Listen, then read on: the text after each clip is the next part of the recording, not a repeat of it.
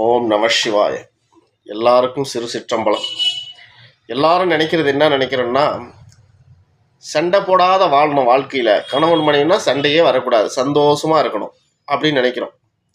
எல்லாரும் ஒன்று புரிஞ்சுக்கோங்க, நீங்கள் சண்டை போடாமல் வாழணும்னு முடிவு செஞ்சீங்கன்னா அப்படி இருக்கலாம். ஆனால் வாழ்நாள் ஃபுல்லாக நடிக்கணும். அப்படி நடிக்கிற வாழ்க்கை சுவாரஸ்யம் இருக்காது. கணவன் மனைவிக்குள்ளனா சில கருத்து வேறுபாடு இருக்கணும், சில எதிர்புதிரமான கருத்து இருக்கணும், சண்டை இருக்கணும். எங்கள் அப்பன் ஈசன் கூட சண்டை போட்டதாக சொல்கிறாங்க. நம்ம மரபணுவுக்குள்ளே சண்டைன்றது இருக்குது. எறும்பு கூட சண்டை போடுது ஒன்றுத்துக்கு ஒன்றும். அப்போ மனுஷனாக பிறந்த நம்மளுக்கு சண்டை இல்லாமல் இருக்காது. ஏதோ ஒரு வார்த்தைகள் இருக்கும், எதிர் வார்த்தைகள் இருக்கும், சண்டை இருக்கும், எதிர்கருத்துக்கள் இருக்கும். அதனால் சண்டையே போடுங்கன்னு நான் சொல்லலை.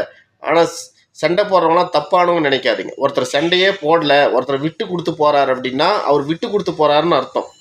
கணவன் மனைவிக்குள்ளே சண்டையே போடல, வாழ்நாள் ஃபுல்லாக அவர் சைலண்ட்டாகவே இருக்கார், மனைவி சொல்கிறதுக்கெல்லாம் கேட்குறாரு, இல்லை மனைவி கணவன் சொல்கிறதுக்கெல்லாம் கேட்குறாருன்னா அது விட்டு கொடுத்து போகிறாங்கன்னு அர்த்தம். அதனால் எந்த ஒரு பிரயோஜனமும் இல்லை.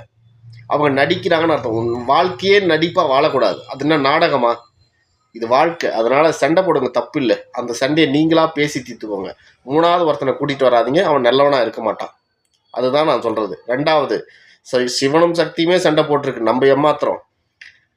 இன்னொன்று, சண்டை போடாத இருந்தாங்கன்னா, உங்கள் கூட ரொம்ப அன்பாக இருந்தாங்கன்னா அவங்களுடைய மன அழுத்தத்தை வேற எங்கேயோ செலுத்துகிறாங்கன்னு அர்த்தம். ஒன்று மது போதைக்கு அடிமையாக இருக்கலாம், இல்லை தெரியாமல் வேறு எதுனா இது பண்ணால், தெரியாமல் வேறு கமிட்மெண்ட் கூட வச்சுருக்கலாம். அது இல்லாத இருக்கிற கணவன் கண்டிப்பாக மனைவி கிட்ட சண்டை போடுவான். அது இல்லாத இருக்கிற மனைவி கோவத்தை கணவன் மேலே தான் திட்டுவா. நீங்கள் 2 பேர் தான் அதை ஏற்றுக்கணும். உண்மையை சொல்கிறேன், அது 2 பேர் தான் நீங்கள் ஏற்றுன்னு வாழணும்.